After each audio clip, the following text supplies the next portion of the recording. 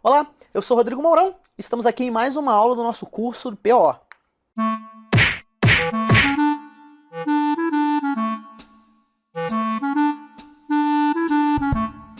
Muito bem, vamos direto ao ponto hoje, né? Mostrar para vocês que, como eu prometi na última aula, nós viríamos aqui já com o método cancelar implementado. Então, um método muito simples, a gente simplesmente pergunta à nossa classe de configuração se devemos ou não emitir a mensagem para confirmar o cancelamento. E o objetivo de hoje é muito simples, o objetivo de hoje é lançarmos mão da implementação dessa função aqui do check unique. Qual é o objetivo desta função? Esta função ela vai retornar verdadeiro ou falso sempre após fazer uma verificação no banco de dados para determinar se um registro que está sendo incluído, ele já existe ou não na base de dados.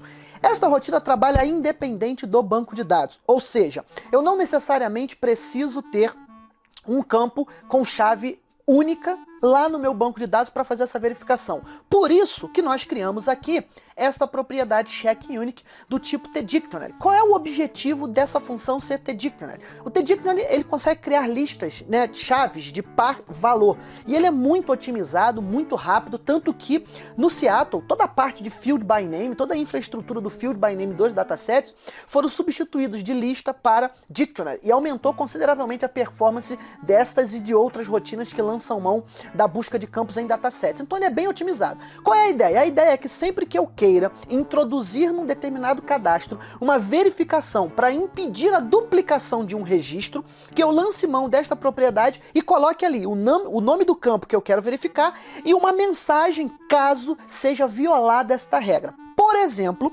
você tem um cadastro de cliente onde você vai colocar como chave primária, e eu recomendo que você faça isso, um identificador único, oculto, autoincremento, inteiro, que o usuário nem sabe que existe, né? Essa é uma boa prática, você ter as suas chaves primárias sendo geradas automaticamente pelo seu banco, seja por uma sequence, seja por um campo identity, ok?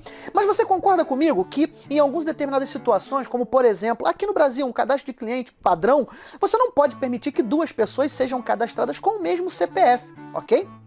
Com o mesmo nome, tudo bem, vamos lá, vai que são homônimos, né? Mas com o mesmo CPF, não existe duas pessoas com o mesmo CPF. Então, para garantir a integridade deste cadastro, qual é a boa prática? Muita gente transforma o campo CPF num registro de chave única, não de chave primária, chave única, de forma que o banco coloque uma constraint que verifique sempre que um registro novo for adicionado, se ele não viola essa regra de ter dois iguais, perfeito? Só que quando você faz isso, você precisa persistir no banco para que o banco levante essa exceção e delegue esta exceção para aplicação, ou seja, você precisa gravar para descobrir que existe uma violação nesta regra. A ideia do check unique é você poder fazer esta validação antes da gravação no banco de dados. E a função desculpa a redundância, né? Desta função do check unique é exatamente essa. Você pode reparar aqui, ó, que toda vez que a gente chamar o método salvar, onde é que está? Salvar execute. Aqui, olha o que ele faz. Eu verifico se o meu dataset está em modo de inserção e se ele passou pela validação, porque se o do check unique retornar false, ele violou a regra, então eu não sigo com a alteração, com a inclusão, ou seja lá o que for, ok? Que eu esteja fazendo. Então, esse do check unique, ele vai fazer exatamente isso, ele vai fazer uma validação para saber se o registro que eu estou tentando incluir não fere uma das regras que eu adicionei através da propriedade do check unique. Bem, eu não posso, tá? Fazer a verificação no dataset que eu estou usando. Eu vou ter um dataset aqui vinculado ao meu DS_CRUD, mas eu não posso navegar nesse DS_CRUD porque senão eu perco o ponteiro que eu estou ali no momento da inserção. Eu abri um registro, estou inserindo, eu não posso navegar enquanto eu estou inserindo. Então, para isso, a gente vai fazer o seguinte, eu vou criar aqui uma variável chamada clone, partindo do princípio, novamente, como eu citei na última videoaula, que estaremos trabalhando com o client dataset aqui do lado de cá, ok? Além disso, eu vou criar também aqui um campo field do tipo string, ok? Para que eu criei esse clone? Você já vai entender. Primeira coisa que eu vou fazer aqui é o seguinte, eu vou criar o meu objeto clone tclientDataset.create, ok? E feito isso, eu vou fazer o seguinte, ó, o meu clientDataset.clone, eu vou chamar um método cloneCursor, ou seja, eu vou fazer uma cópia de um dataset qualquer. Que dataset é esse que eu vou fazer a cópia? O meu dscrud.dataset as, aqui um castingzinho, né? tclient dataset, ok? Então eu estou fazendo o seguinte, eu estou fazendo uma cópia do meu dscrud, do meu dataset que está apontando para o meu dscrud, para que eu possa navegar e verificar nesta cópia e não na original que eu estou inserindo ou editando, se eu quero... se existe já um registro cadastrado, ok? Então vamos passar aqui true e true nos dois parâmetros, ok? Para manter as configurações e resetar o meu dataset.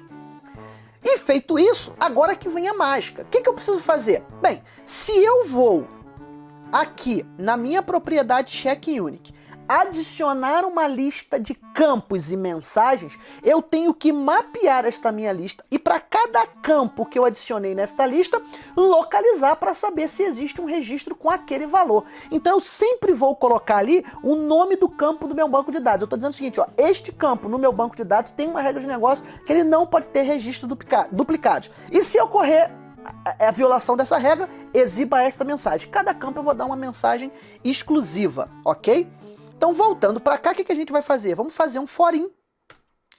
Para cada campo encontrado, campo é esse field aqui é uma variável string. Eu vou mapear a minha lista e colocar dentro do meu field. Eu vou procurar onde? Eu tenho lá o f CheckUnic e ele tem uma propriedade chamada keys, que me permite listar todas as chaves contidas nessa lista. As chaves são os meus campos. Então, para cada campo na minha lista de campos que não podem ser duplicados, o que eu tenho que fazer? Se clone, que é o meu dataset que eu acabei de criar agora, ponto, locate, conhece a função locate? Eu vou localizar nessa minha cópia que eu fiz, eu vou fazer uma localização e tentar achar o quê? No campo field, no campo field, que é o campo que eu acabei de criar, imagine que na minha lista tenha lá CPF, vírgula, não é permitido 2 clientes com o mesmo CPF. Então ele vai achar o campo CPF e eu estou dizendo para ele localizar no meu clone, no campo CPF, o quê?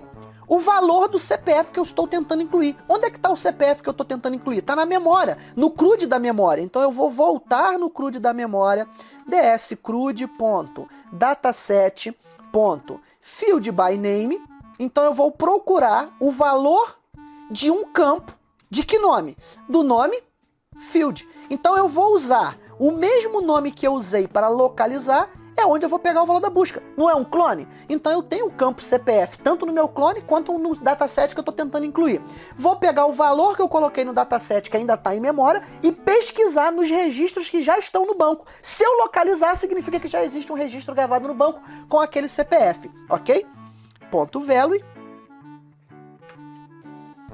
vírgula, vou fazer aqui os parâmetros, case insensitive, não vou pesquisar por parte do campo. Então aqui é o seguinte, ó, se ele conseguir localizar, significa que existe já um registro no banco de dados com esses campos. Eu vou fazer o quê? A minha regra de negócio.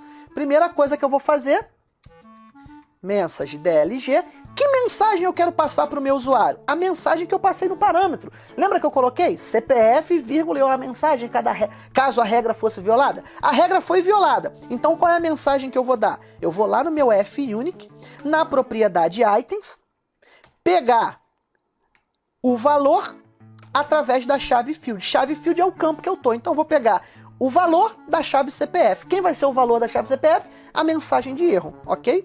Vamos dar uma mensagem como aviso, apenas o botão OK, vírgula 0. Exibi a minha mensagem, preciso continuar, retornar false, né? Preciso continuar o meu loop? Não, não preciso. Nesse caso aqui, eu dou um break, saio do meu loop. Por quê? Descobri uma primeira regra que foi ferida. Uma vez que esta primeira regra foi ferida, eu simplesmente exiba a mensagem e sai do loop. Ah, Rodrigo, e se ele quando eu for gravar de novo, se tiver um segundo campo, ele vai dar uma segunda mensagem. Não teria uma forma de eu já mostrar todas as mensagens? Sem problema nenhum. Você poderia ter uma segunda variável aqui, acumular as mensagens nessa lista de variável com a quebra de linha, e no final as seguintes regras foram violadas. Pum! E já mostrar pro cara que o CPF está duplicado, já existe. Aí é você melhorando esta rotina. Para mim aqui, eu vou dar uma mensagem, o cara vai, ih, caramba, já realmente CPF duplicado, vou cancelar aqui porque alguém já cadastrou, né? Ou de repente você fala, ih, botei o CPF errado, vou botar o CPF certo. Mandou gravar, eu posso dar uma outra mensagem. Não é permitido com o mesmo RG. Eu poderia dar as duas mensagens juntas ou uma de cada vez a cada momento que ele tentar gravar. Aí é você que vai decidir como você quer trabalhar, ok? Basta você alterar essa rotina do jeito que você achar melhor. Vamos pegar o nosso clone aqui e vamos dar um free nele. E a nossa rotina já está pronta para verificar se já existe um determinado registro com aquele campo no banco de dados. Se a gente estivesse trabalhando aqui já, deixa eu ver se eu tenho um formulário principal, tá aqui. Nosso base já foi dado uses aqui. Não, vamos dar use em base CRUD. Suponha que eu estivesse criando aqui o nosso primeiro base CRUD, né? FRM base CRUD do tipo FRM TFRM base CRUD. Então aqui a gente faria o seguinte: FRM base CRUD recebe TFRM base CRUD.create, e aqui antes de dar o show, suponha que isso aqui fosse o meu formulário de cliente, eu já faria assim, ó, FRM base CRUD.checkUnique.add, no campo str nome, vírgula, a mensagem: não é permitido cliente com o mesmo nome, por exemplo, tá? E continuaria FRM base CRUD.checkUnique.add. Vamos supor que lá no campo da tabela de cliente fosse reg_CPF, o nome do campo, ok?